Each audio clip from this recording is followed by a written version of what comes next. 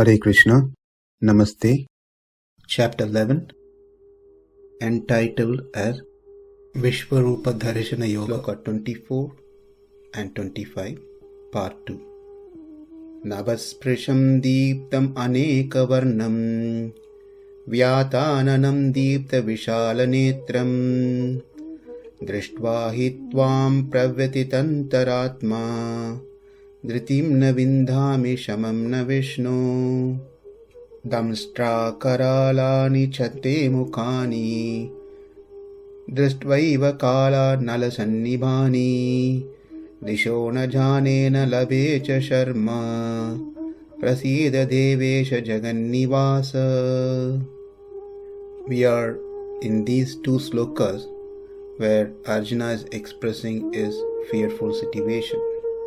Here in this sloka and also in other places, Arjuna calls out the Lord with certain names. These names he calls by his personal experience, not from what he has heard or learned before. But whatever he calls out or exactly what he heard and learned before. Just to be clear again in what we just said now, because there is a difference between these two statements. Number one, repeating what one heard and learned before. Number two, expressing what one has personally seen. These are two things. Does Arjuna fall into the first category or the second category when he calls out the Lord with certain names?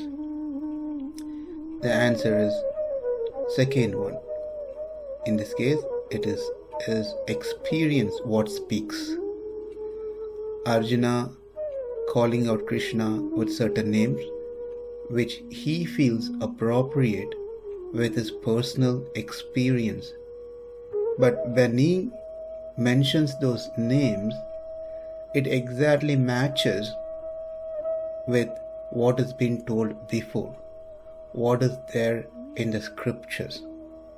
But he did not make an attempt to match it, but by default his experiences matches with the scriptures. For example, such names are deveśa, jagan-nivāsa. Arjuna was fortunate enough that he was able to witness all that he heard in the previous chapter. But Arjuna's interest to see this form is not to prove the statements of what he heard, so he can be completely convinced, but he wants to see this cosmic form out of his love and interest towards the Lord. That's all. No other personal agenda. But in our case, we are not lucky enough like Arjuna, where we can see the Supreme Lord eye to eye. Does it mean that because I'm not able to see the Lord doesn't exist? If we base our faith on only things that we could see, then many things in life will fall apart. But the truth is that to develop faith in the things that are not seen is what is going to get closer to the Supreme Lord. Atma, which cannot be seen. Paramatma, which is not being seen. They are adrishta, cannot be perceived simply by our senses. But they are the truth. That which is being seen are not permanent. They are perishable. What we are talking here is about the material things. That which is imperishable are Atma and Paramatma. Those who believe in only things that they could see are called lokayakas or charvaka matam. They only believe this life, and this life is to fully enjoy to the max, not to worry about any papa punya, because no hell, no heaven according to them. There is no past life or next life. The only life is this life. Therefore, beg or steal, enjoy the life. That is their motto. Why? Because no one has seen Atma, God. No one remembers the past life. The body is completely destroyed, so no next life. There is no hell or heaven where you have to go and suffer or enjoy. The complete enjoyment is in this body, in this current life, and we are done with it. Therefore, do not miss this valuable opportunity to enjoy life in this very body. That is their principle. That is their philosophy, which is very attractive for many people. They only believe in dṛṣṭvā. They do not believe in adṛṣṭvā, that which cannot be seen. But Arjuna's faith is not like lokayakas. Not that he has to see what Krishna spoke so he can have faith in Krishna's words. That's not how Arjuna was. If he was like that, in first place, Krishna wouldn't even have shown this cosmic form to such people to prove himself as Supreme Lord. Arjuna completely believed, accepted whatever Krishna said, which enabled him to the mercy of the Lord to see this cosmic form. So our faith should be towards adṛṣṭvā, not towards dṛṣṭvā. The point to be understood from what we just discussed is Arjuna's statements are lively, not based on acquired knowledge. Therefore, when he calls out the Lord with various names, it's coming out of what he is seeing as an expression. In this sloka, in the past and in future slokas, whatever he is seeing is calling that out with certain appropriate names. And those names are what there in the Shastra as well as spoken by great saints and sages. For example, Vishveshvara, Vishvarupa, Aksharam, Nidhanam, Avyaya, Shashvata, Sanatana, Purushaha. These are some of the names that we saw before. And now in this sloka, deveśa, jagan-nivāsa, these are some of the names. When Arjuna saw the Lord, where he could see Brahma and many other devatas in that form being situated and being controlled by the Lord, and they are abided by the Lord's order. Therefore, he calls him as deveśa, meaning Lord of all gods. Even Brahma himself is trembling in fear on seeing your cosmic form. So what to speak about me? That's the meaning here.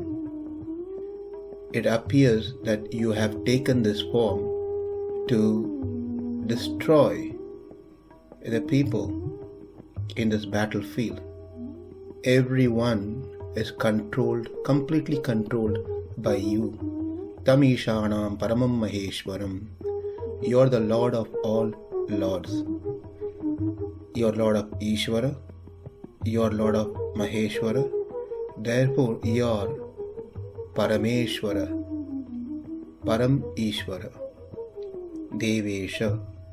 That sound, that name represents the Lord of all lords. daṁṣṭrā-karālāni. Here the term Karala indicates unevenness, disfigured or terrifying, meaning terrifying teeth. And since you have faces everywhere, diśo jāne, I am not able to find out the direction. Where is east? Where is west? Meaning you are present everywhere, your face is everywhere in all directions. Out of fear, I am unable to identify the direction. Yasya brahma cha kshatram cha ube bhavata odhanaha mrityur yasyopachesanam ka ita veda yatra saha. In Kathopanishad it is said that Brahmanas and Kshatriyas and everyone else are devoured like a meal by the Supreme Lord when the time comes. And the Lord does this through Mrityu Devata.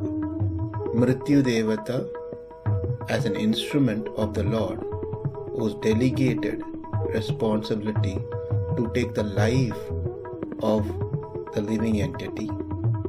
The Lord uses Mrityu Devata to take the life of the living entity, and when everything is done, Mrityu Devata himself upachesanam, meaning he becomes a meal of the Lord as well. Therefore, the Lord devours every living entity through his mouth and into his abdomen. Here, Yasya Brahma cha Kshatram, Brahmana and Kshatriya has been mentioned, but we have to include Vaishyas, Sudras and everyone else as well. Here Arjuna, when he sees Sarva Samhare, when everything is being destroyed, what he's seeing is the battlefield. That is the understanding for what is being seen by Arjuna. Jagan-nivāsa. So Arjuna could see the Lord as jagan-nivāsa. Jagat means universe, nivāsa means shelter. So this name does not mention who the person is directly. If we remember in the chapter 10, 33 sloka, dvandvaha sāmāsikasya cha. Among the words, I am dual compound. Dvandva samasa. As we saw there, tat purusha, avyavibhaya, bahuvirihi, and dvandva. These are 4 different types. When 2 words are combined and the importance are given to the second element in that combined words, then that is tat purusha. When the importance are given to the first element, then it is called avyavibhava. When the importance is given not to the first and not to the second, but something outside that, and that is bahuvrihi samasa. And that is what actually over here jagan-nivāsa. Jagan means universe and nivāsa means shelter. In reality, in actuality, this term, this name, falls into bahuvrihi samasa. But what Arjuna expresses is the tatpurusha samasa, because what he is seeing is the Lord as a shelter, nivāsa. He is witnessing that the Lord is a shelter for many universes. Therefore he calls Lord as jagan-nivāsa. And this is what we said earlier. Whatever he is saying here is coming out of his experience, actual experience. Now, by calling out the Lord, deveśa, jagan-nivāsa is asking the Lord to be gracious, prasīda, towards him. So what happened all of a sudden? Arjuna is praying to be merciful, gracious towards him. Was the Lord not gracious before that he is requesting him to be gracious now? Well, he is frightened. He is completely bewildered. He was shaken by seeing this form. Therefore, he is requesting the Lord to be gracious so he can be free of this fearful situation. In other words, he is asking the Lord to change from this particular form. But the fact is, the Lord doesn't have to change anything. It's not that he was something else before and therefore he has to change into something else now. He is something now, therefore he has to change into something else as he was before. None of these statements would be valid because the Lord is as he is all the time. He doesn't go through any changes. Therefore, when Arjuna is saying, please be gracious, what he meant here is to change his fearful situation. That is to revert his consciousness, his mood, to earlier state, how he was before seeing this universal form. The reason is, when he saw this universal form, he is so fearful. Therefore, the Lord is not going to change anything. Initially, Arjuna was given with divine eyes, so he can see what exists out there, this universal form. Now with this prayer, Arjuna's request, he is just not going to be able to see the universal form. That's all. It's not that the Lord took certain form and then after that he reverted back that to something else. So none of those things is being discussed here. It is only expressing Arjuna's mood of what he wants to see. Well, isn't it Arjuna's choice, wish to see this form? Answer is yes. Like a child, he showed his interest wanting to see this form. Therefore, to satisfy the child, sometimes the parent does certain things. So, the children goes through the experience to understand what the parents is saying. And that is exactly what happened here in this situation. Prasīda. Therefore, my dear Lord, please be gracious. Bless me and be kind so you can revert my mood from this current fearful situation to the state how I was before. That is stable, fearless state.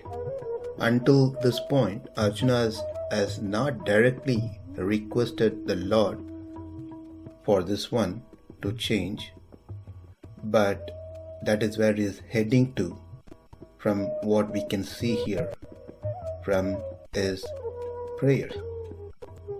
After showing everything is dependent on him, the Supreme Lord, for its existence, its activities, now the Lord wanted to inform Arjuna that he has resolved to reduce the burden of the earth through the destruction of asuric living entities like Duryodhana and his party, and also similarly by protecting the Pandavas.